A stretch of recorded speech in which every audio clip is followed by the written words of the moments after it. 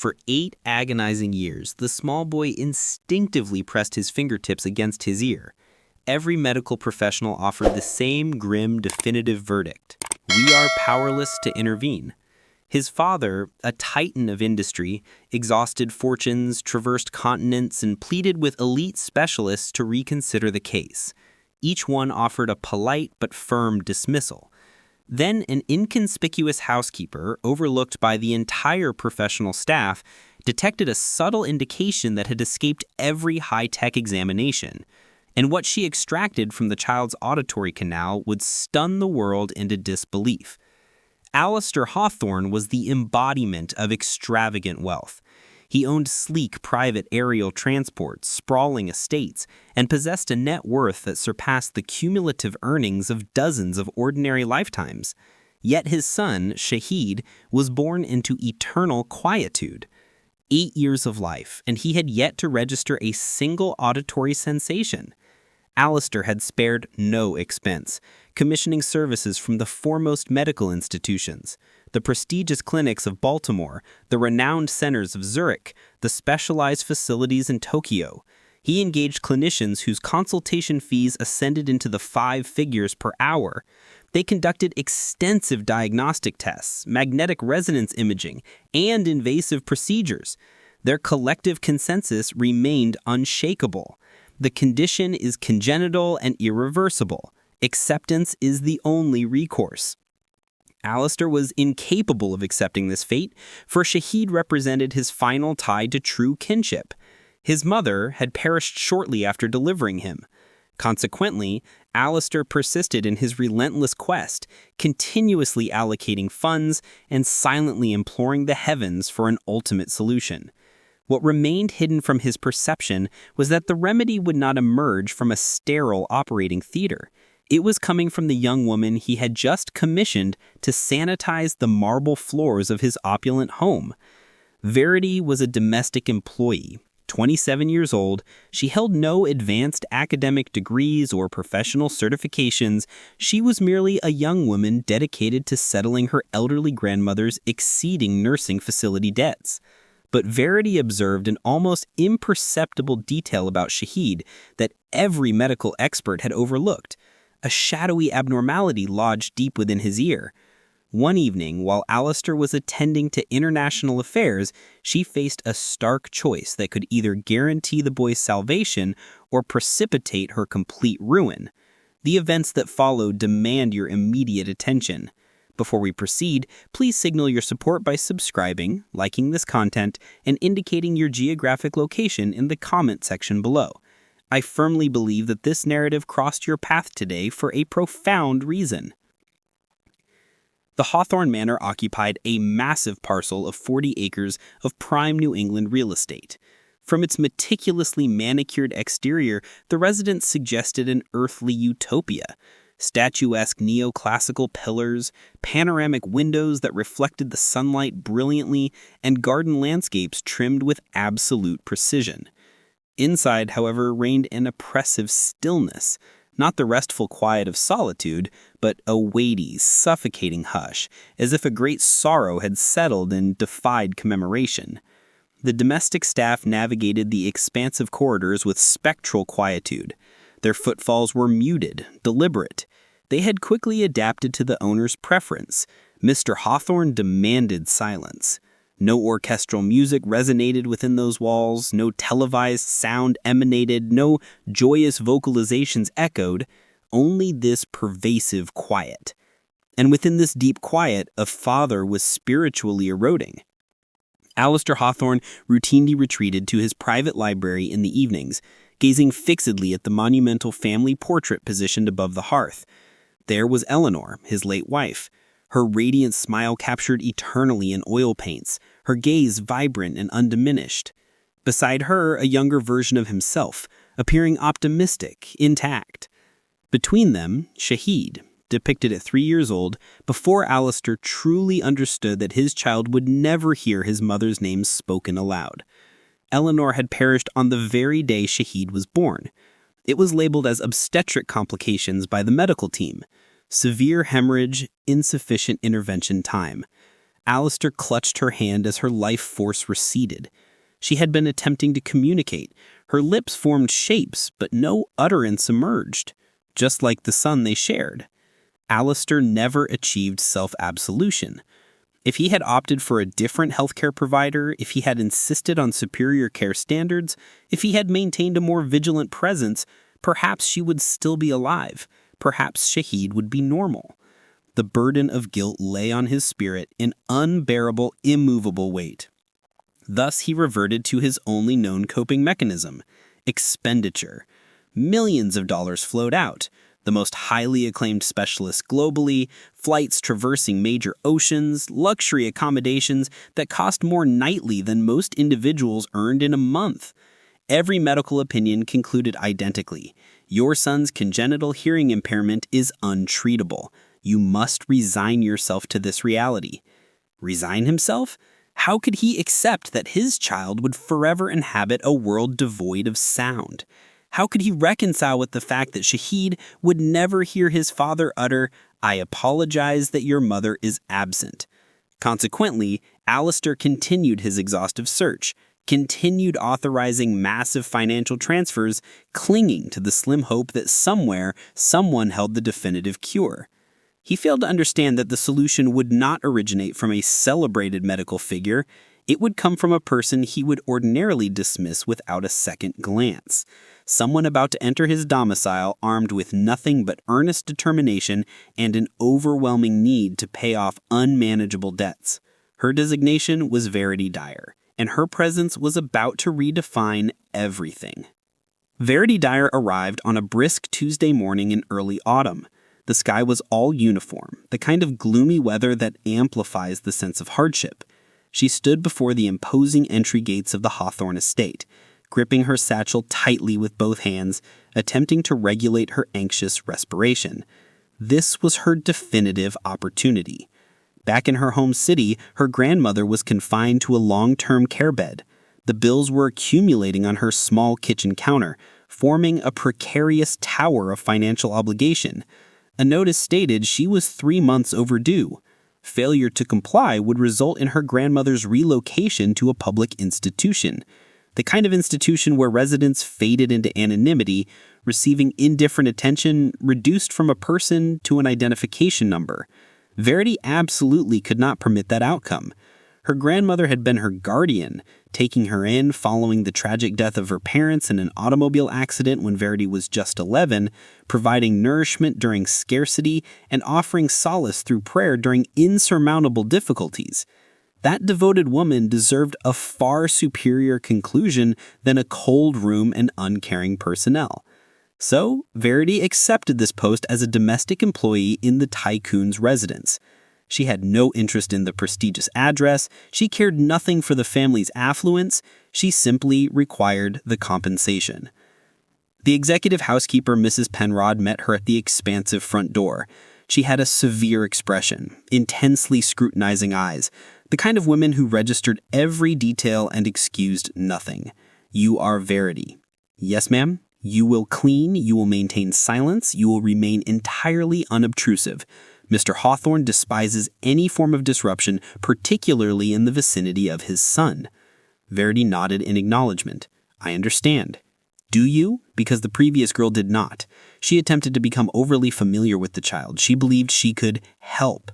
She was dismissed within 7 days. Verity swallowed hard. "I am here solely to fulfill my duties, ma'am." Mrs. Penrod examined her closely for an extended moment, then issued a curt nod. "Adequate. Follow me." As they traversed the mansion's interior, Verity consciously kept her gaze lowered, but she could not avoid observing certain phenomena. The silence felt intensely palpable, almost sentient. The way the other staff moved without speech, without any hint of warmth. The oppressive atmosphere that hung suspended like an unescapable miasma. Then she saw him, a diminutive boy seated on the marble stairway, meticulously arranging miniature cars in an absolutely straight line. He neither looked up nor acknowledged their presence. His posture was slightly hunched, his motions precise, almost ritualistic. But what truly captured Verity's attention was something else. the repeated brief gesture of touching his right ear, a reflexive action coupled with a minute expression of discomfort that crossed his face each time. Verity's chest constricted. She recognized that look of suppressed pain. She remained silent, continuing to walk, but a persistent internal voice whispered a command she could not ignore. Pay attention. Weeks unfolded. Verity diligently cleaned surfaces, polished glass panes, and laundered fine linens. She maintained the low profile Mrs. Penrod had mandated, yet her involuntary observation of Shahid persisted. Every morning, the identical regimen. The boy sat alone in the sun-drenched conservatory, surrounded by model aircraft and intricate jigsaw pieces. His existence was circumscribed, predictable, sheltered. No one interrupted him there.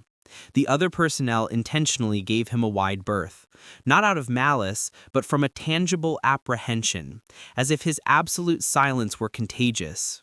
Some whispered that the boy was afflicted by an ancestral curse, suggesting that the tragedy of losing his mother at birth had simultaneously eradicated his auditory capacity. Superstition, nothing more. But Verity perceived a different reality. She saw a child afflicted by profound isolation. A boy who would sit near the large windows, pressing his small hand against the cool glass, watching the vibrant world proceed without his participation. She noticed the way his gaze sometimes trailed his father when Alistair passed by without pause, and the subtle, defeated slump of his young shoulders. She saw the repeated, involuntary pressure against his ear, the fleeting expressions of distress, and the fact that absolutely no one seemed to register it. Or perhaps they had ceased to notice it long ago. One afternoon, Verity was performing surface dusting near the entrance to the conservatory when she observed Shahid struggling with a minute piece of a model airplane wing. His small digits were unable to achieve the correct alignment. A visible cloud of frustration darkened his expression. She knew she should not intervene. Mrs. Penrod's stern prohibition echoed insistently in her memory. But before conscious thought could intercede, Verity knelt down and gently took the miniature wing. She guided it into its designated slot with a soft, barely audible click. Shahid looked directly up at her. For a suspended moment, they simply held each other's gaze. Then a remarkable thing occurred, the faintest perceptible curve of a smile, a fleeting twitch at the edge of his mouth. Verity felt her heart instantly soften.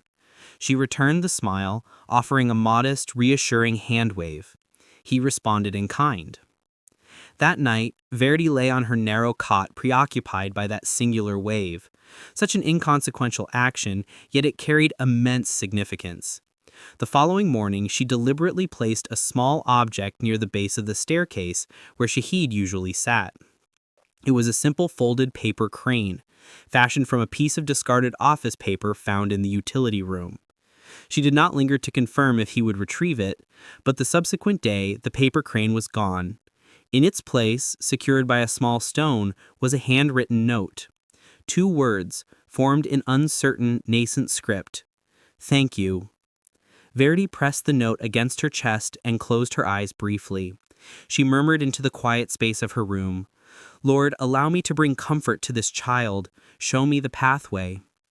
Unbeknownst to her, the divine response was already being prepared, and that answer would potentially demand her entire livelihood as collateral. In the ensuing weeks, a subtle change took place.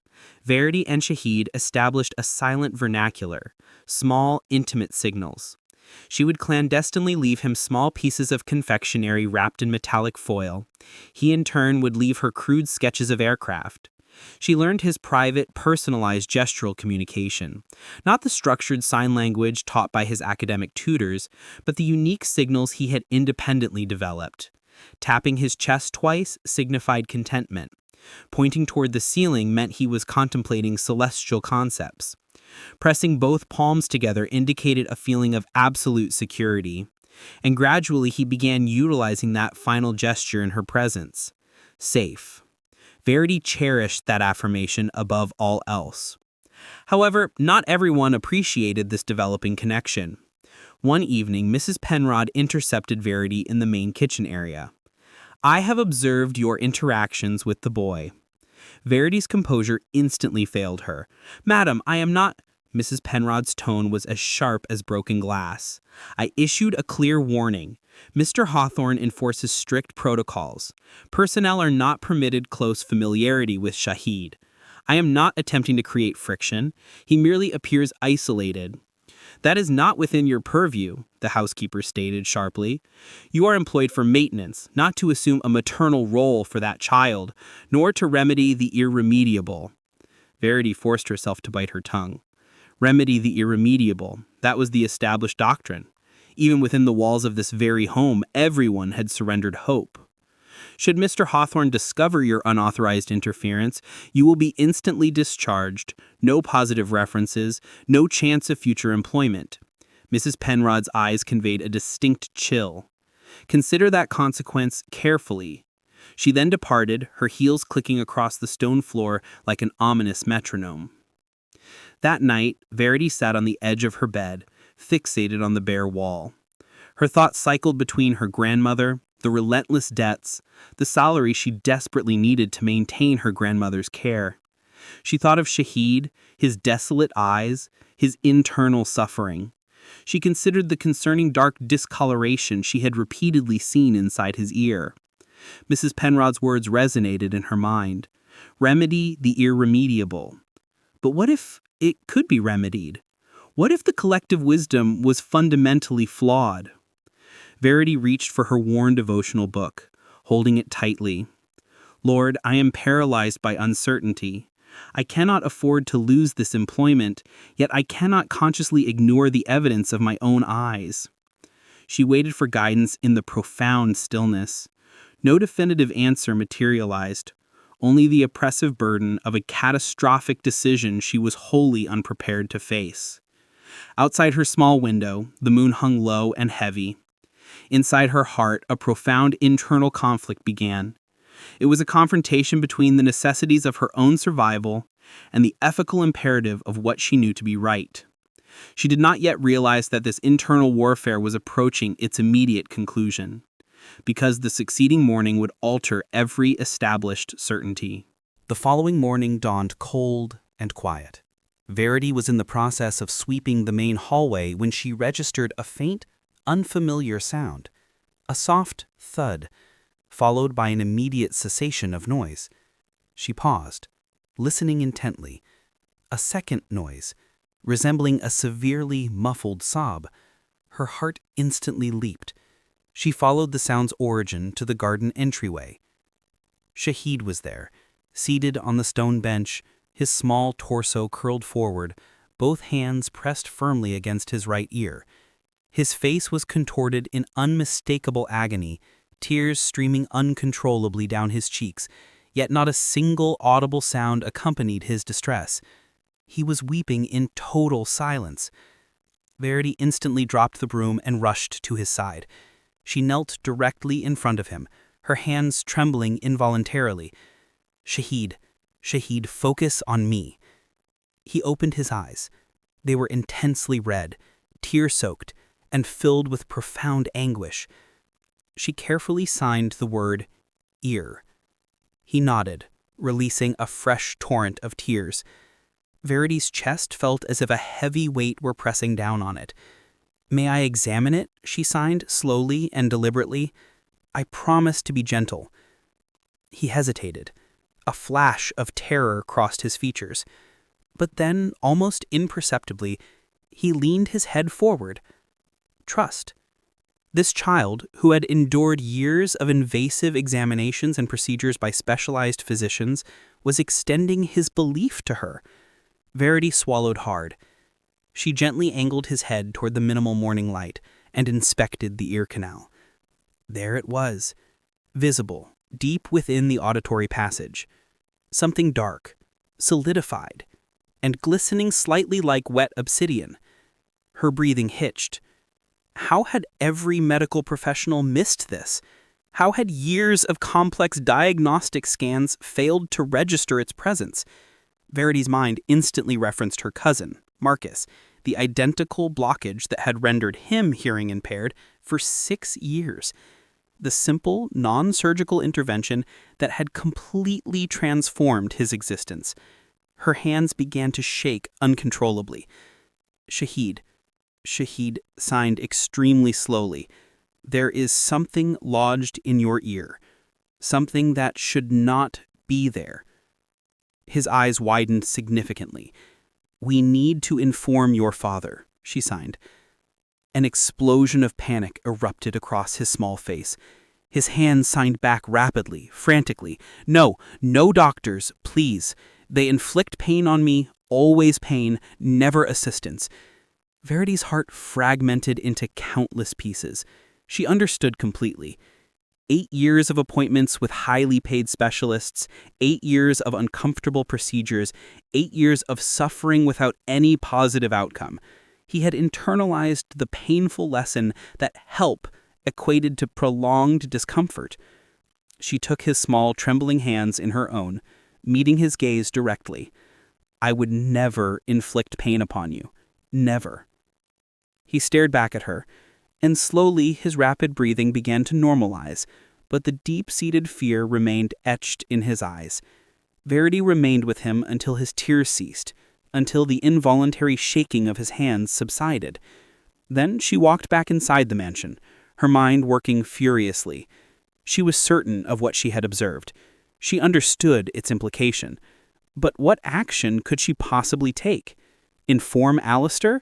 He would inevitably summon another panel of specialists, the very same individuals who had failed to detect the issue for years. Do nothing? Stand by and watch this innocent child continue to suffer in absolute silence? That evening, Verity could not sleep. She lay awake, staring at the ceiling, her grandmother's soothing voice replaying in her memory. My child, the Almighty does not always dispatch aid in elaborate credentialed packages. Sometimes he sends it through simple people with nothing more than a profound willingness to act. Verity closed her eyes. Her hands were unquestionably willing. But did she possess the sheer courage required to utilize them? 3 days elapsed. Verity found herself unable to eat, sleep, or concentrate fully. Every time she closed her eyes, the image was vivid. That dark, solidified mass deeply embedded, completely obstructing the auditory path. And Shahid's small, anguished face, the profound suffering, the tears that fell without sound. On the 3rd night, she sat on the edge of her bed, her devotional open in her lap, but the text blurred to meaninglessness. All she could visualize was Marcus, her cousin, deaf for 6 years, professionally discounted by every consulting doctor until finally one simple nurse truly looked. One small procedure, one moment of deliberate attention, and his entire world was saturated with sound. Verity's hands refused to stop trembling. She knew with absolute certainty what she had seen inside Shahid's ear. She knew. But who was she? A domestic employee. No medical credentials, no specialized training, no authority whatsoever to lay a hand on that boy. If her assessment was incorrect, if she inadvertently injured him, she faced immediate incarceration. If her assessment was correct, but Alistair discovered her unauthorized intervention, she would lose everything. Her job, her sole source of income, and her grandmother's critical medical care. Lord, she whispered, her voice fragile with stress, what is the divine directive here? I am trapped. Silence. Only the rhythmic metallic ticking of the clock. She recalled her younger brother Daniel, who had passed away at the age of 14. He had been gravely ill for months, complaining constantly of pain, but they lacked the financial means for medical access, unable to afford help. She had watched him slowly deteriorate, watched his increasingly labored breathing, watched him try to articulate words that were trapped inside. He died in her arms, silent, much like the world Shahid inhabited. She had made a solemn vow that day, a promise to God. Never again. She would never passively observe a child endure preventable suffering. But this situation was radically different. This was not her brother. This was the son of a billionaire, and she was a nobody. Verity closed her devotional, stood up, and walked to the window. The moon was a heavy disk outside, casting a pale silver light across the immaculate gardens. Somewhere within this massive estate, a young boy slept with an internal ache in his ear and an existential silence surrounding him. And she was the solitary individual who had noticed, the only one who had truly seen. God, she breathed, I am overcome with fear. I'm so terribly afraid. But if this is the path you require me to take... Her voice trailed off, but her resolve solidified. She recalled her grandmother's final words of encouragement. The Lord does not summon the perfectly equipped person, child. He equips the person who has been called. Verity wiped her eyes and finalized her decision. Tomorrow, if Shahid exhibited any further symptoms of pain, she would act. She would place her trust in the observation God had granted her, even if the action resulted in the complete devastation of her own life. She climbed into bed, her heart hammering forcefully against her ribs. Sleep remained elusive, but an unexpected sense of tranquility settled over her. A strange, profound peace, the kind that accompanies a decision to step off a precipice, relying on faith alone for the landing. Tomorrow was inevitable, and with it, the defining moment that would change the trajectory of everything. The professional narrator and speech with good flow. The following evening arrived with alarming swiftness. Alistair was absent, attending to international obligations. The mansion was submerged in deep quiet. Verity was in the act of folding fresh linens in the utility hall when she heard it, a dull, sickening thump. Her heart seized within her chest. She sprinted toward the origin of the sound. Shahid lay sprawled on the hallway's polished floor, curled into a fetal position, both hands clapped tightly over his ear, his face screwed up in absolute agony. Tears flowed unchecked down his cheeks. Silent tears. Verity dropped instantly to her knees beside him. "I'm here, sweet one. I am right here." She gently supported his head, tilting it toward the soft, focused beam of the hallway lamp. The dark mass was now undeniably clear, visibly distended, pressing relentlessly against the sensitive lining of his ear canal. Her hands were shaking violently. This was the moment. She reached into the pocket of her work uniform and retrieved the sterile surgical tweezers she had discreetly taken from the comprehensive first aid station 3 days prior, anticipating this possibility. Her breath came in short, ragged gasps. "Heavenly Father," she whispered, "direct my hands. I implore you." Shahid looked up at her, his eyes wide with fear, yet utterly trusting. "I will not hurt you," she signed, using only one hand. "I give you my word." He nodded his head slowly. Verity braced herself, took a steadying inhalation, and cautiously, meticulously guided the tip of the tweezers into the narrow opening of his ear canal. Her hand was shaking uncontrollably. She could feel the contact, the dense, adhesive texture of the dark mass. She hooked the instrument carefully, deliberately, and pulled with the slightest force. Resistance. Her heart pounded a desperate rhythm. She attempted the pull again, slow, methodical, and then release. Something slipped free. It landed precisely in the center of her open palm. Dark brown, viscous, and clearly biological matter, years of accumulated blockage that had systematically robbed him of his hearing. Verity stared at the object.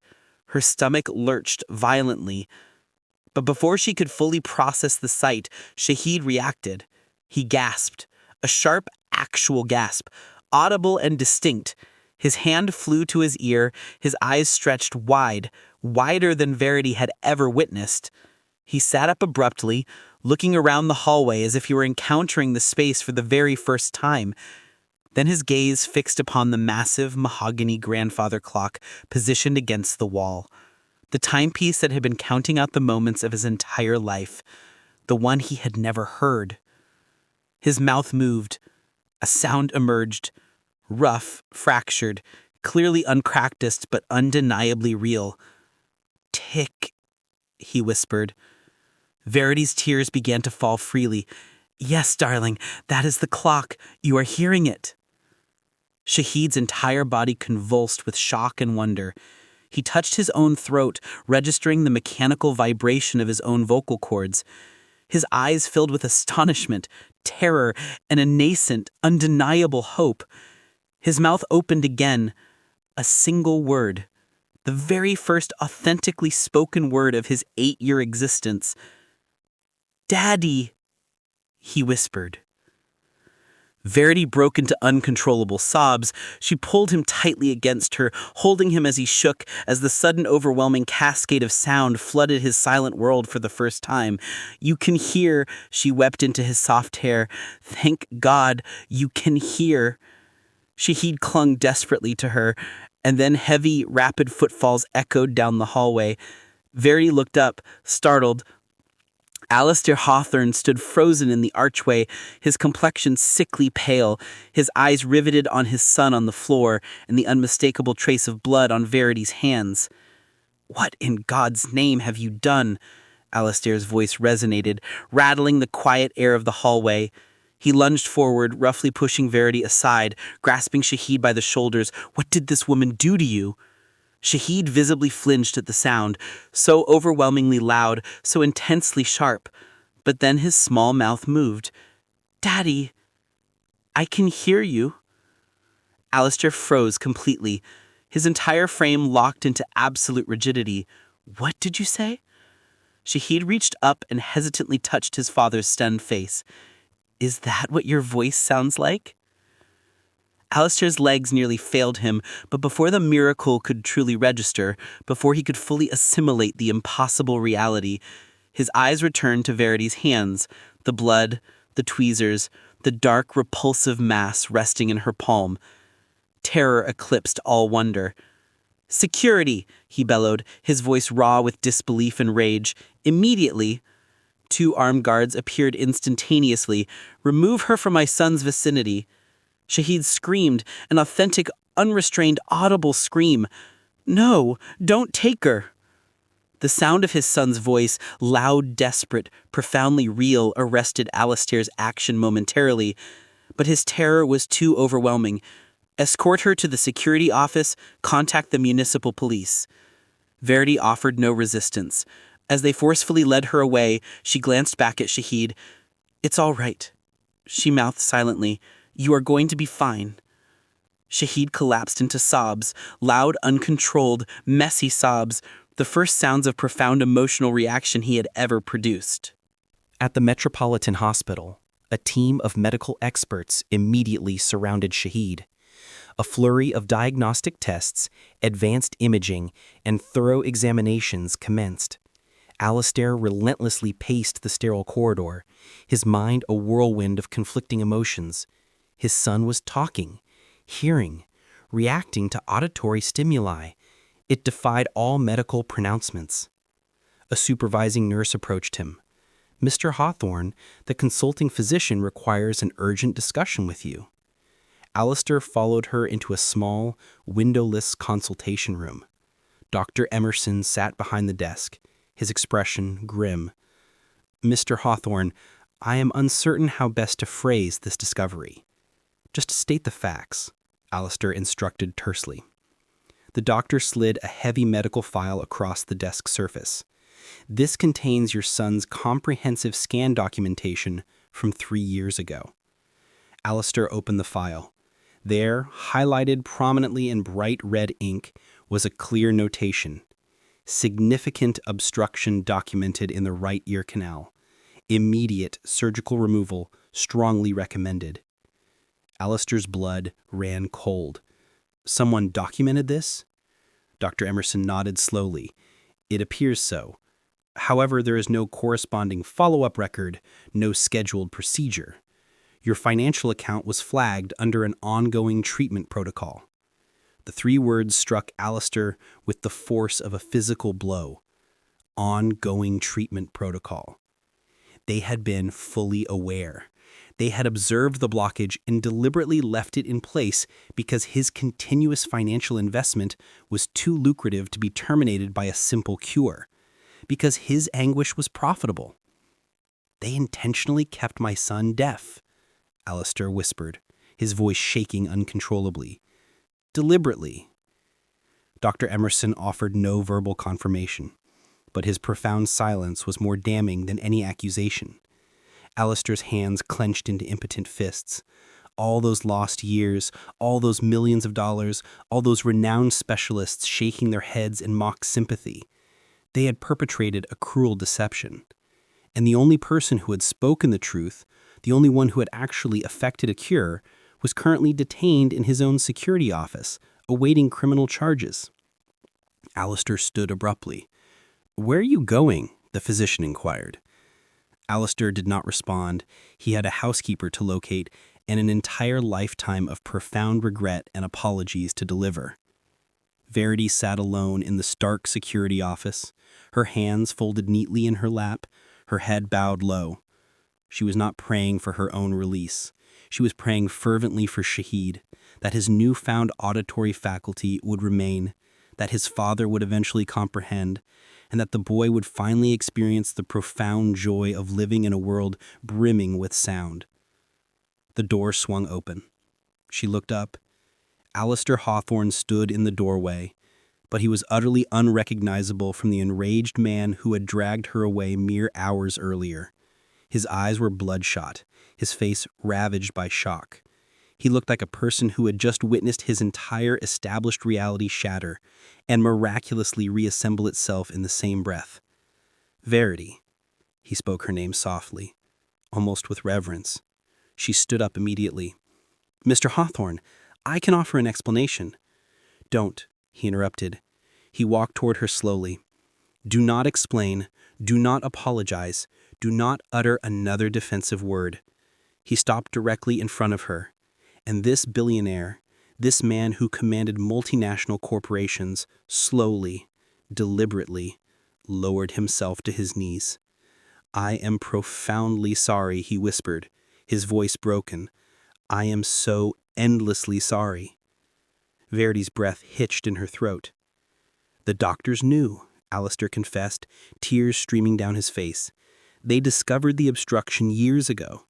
They left it there because my money was more valuable than my son's health. I placed my trust in their elaborate credentials and expensive certifications.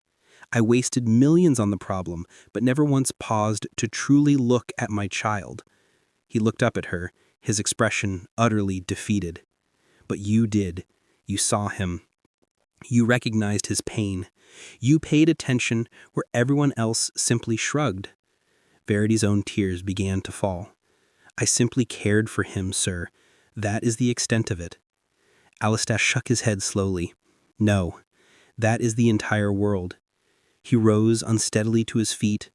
"I have expended 8 years attempting to buy a miracle with vast sums of money, and the divine sent one to me through the woman I employed to clean my floors." Verity nodded, wiping her eyes. "God utilizes the willing, Mr. Hawthorne. That is the wisdom my grandmother always shared." Alistair agreed. She was unequivocally correct.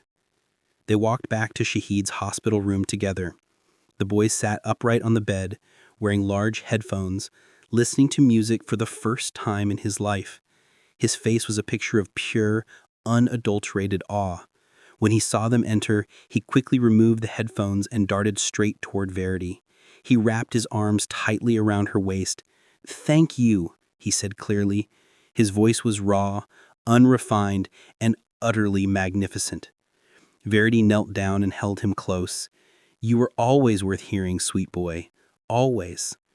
Shahid pulled back slightly and looked up at his father. "Daddy, I can hear your heart now. It's beating so fast." Alistair immediately dropped to his knees and embraced his son fiercely. For the first time in 8 long years, Shahid heard his father cry, the deep, genuine sound of overwhelming grief and boundless relief. And Verity, standing quietly beside them, finally permitted herself a moment of true peace. God had answered her desperate prayer, not with wealth, not with medicine, but with willing hands and an unwavering, faithful heart. Sometimes that is the singular, essential ingredient a miracle requires.